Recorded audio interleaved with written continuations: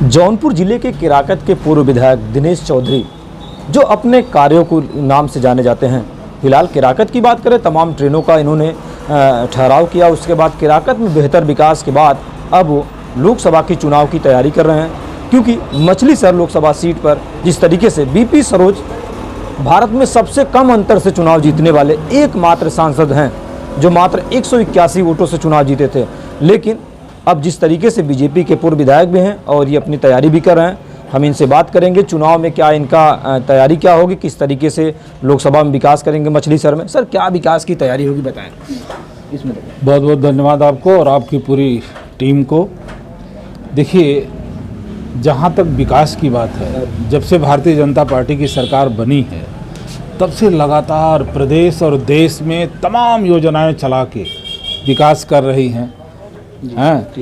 और अभी आपने कहा कि लोकसभा की तैयारी, भारतीय जनता पार्टी में कोई एक आदमी टिकट नहीं देता।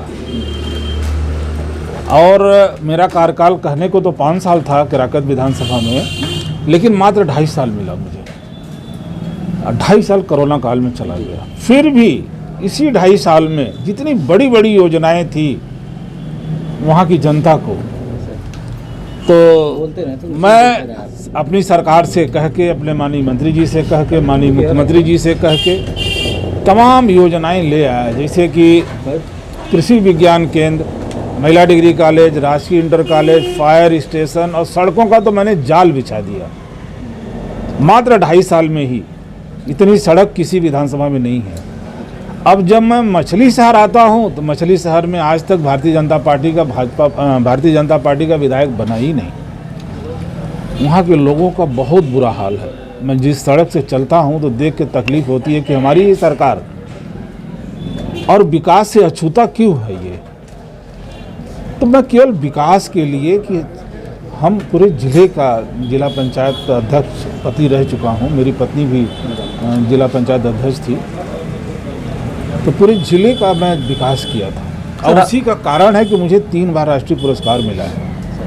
और सरकार हमारी दे रही है, ले आने वाला चाहिए। ऐसा अभी कोई जो जनप्रतिनिधि यहाँ नहीं दिखा, ना मुझे मछलीशहर में दिखा, ना अगल बगल दिखा। केवल अपने लिए काम किए हैं, चाहे सांसद हो चाहे विधायक हो। मुझे कहने में कोई गुरेज नहीं है। सर, लेकिन जिस तरीके से बीपी सरोज यहाँ से सांसद है, आपको लगता है कि टिकट कट के आपको मिल जाएगा टिकट? देखिए, मैंने कहा ना कि भारतीय जनता पार्टी में कोई एक आदमी नहीं है। प्रयास करना सबका काम है, मैं भी प्रयास कर रहा हूँ। अगर बीपी सरोज को मिलेगा पुनः तो मैं उनको लड़के जिताऊंगा। पार्टी अगर मेरे ऊपर विश्वास की तो मैं निश्चित लड़ूंगा। सर, एक कल वीडियो वायरल हुआ जिस तरीके से बदलापुर महोत्सव को लेकर सीमा द्विवेदी ने हमला बोला कि पैसा जो बचेगा उसका क्या होगा, उसको कैसे देखते हैं सर आप? देखिए, उस महोत्सव में मैं किसी कारणवश पहुंच नहीं पाया, मैं बिजी था और उस बारे में मैं कुछ नहीं बता पाऊंगा कि क्या बोले हैं। सर, ये बताएं विकास के मुद्दे क्या होंगे धरातल पे? जिस तरीके से ओवरब्रिज, मड़ियाऊं का ओवरब्रिज आज तक नहीं बन पाया, बीपी सरोज ने वादा किया था, तमाम चीज़ें, सड़कें आज भी अधूरी, उसको कैसे देखते हैं आप? देखिए, काम करना और काम करवाना ये दोनों आना चाहिए। केवल कुर्सी पे बैठने से कुछ नहीं होता, लगातार प्रयास करना होता है, लगे रहना होता है। सपोज मैं एक आपको उदाहरण बता रहा हूँ, हर साल बजट सत्र आता है, 5,000 करोड़ सड़क के लिए पास हुआ। तो इस 5,000 करोड़ में 403 विधायक है ना, 403 विधानसभा है ना, तो जो लगे रहता है वही पाता है। केवल चिट्ठी लिखने से कुछ नहीं होता। अगर चिट्ठी लिखने से होता ना, इतनी थप्पी लगी रहती है। पूरे प्रदेश का सब चाहते हैं कि मेरे विधानसभा में ज़्यादा से ज़्यादा सड़क बन जाए, लेकिन जो लगा रहता है वही काम कर पाता है। और जो केवल चिट्ठी लिख के खाली वायरल करता है, कोई मतलब नहीं है। और जो मैं विकास किया हूँ वो लगातार लगा रहा। जनता मेरे ऊपर विश्वास की थी, जनता का कर्ज मेरे ऊपर था। अब वो कर्ज मैंने उतारा। अभी भी कम से कम 10% सड़क मेरे विधानसभा में नहीं बन पाई है, उसके लिए भी मैं लगा हूँ सरकार से, क्योंकि सरकार हमारी है।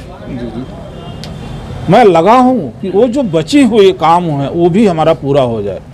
और चाहे मड़ियाऊं हो, चाहे मछलीशहर हो, चाहे पिंडरा हो, चाहे जफराबाद हो, सब मेरा ही विधानसभा है, मेरा जिला है जौनपुर।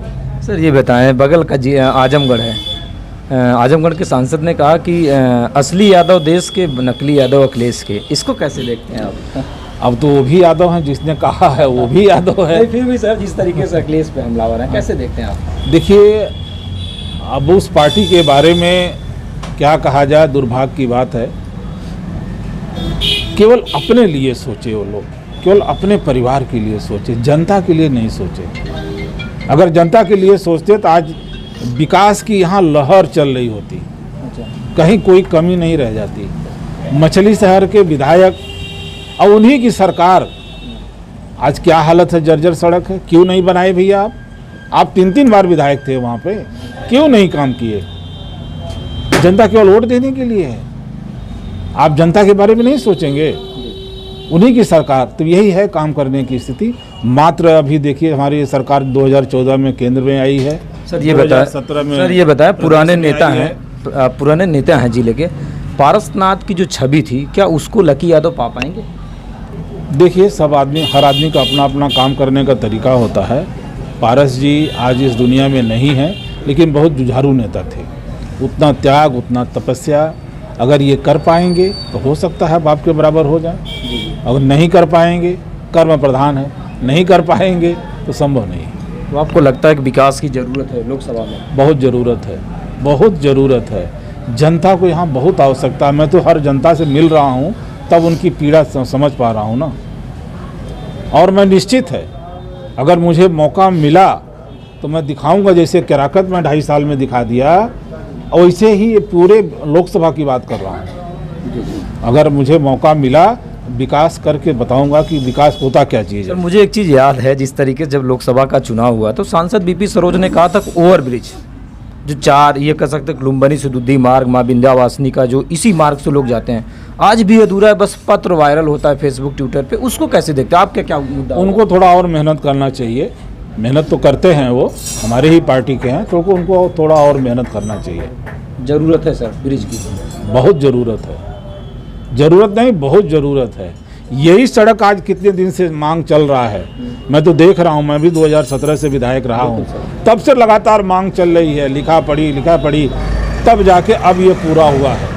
अब श्रेय लेने के लिए कोई कह दे कि नहीं भैया हम ही बनवाए, ये संभव नहीं। ये लेटर लिखा पढ़ी होती है, फॉर्मेलिटी पूरी होती है, एस्टीमेट बनता है, प्रस्ताव पास होता है, सरकार पैसा पास करती, तब जाके ये सड़क बनता है।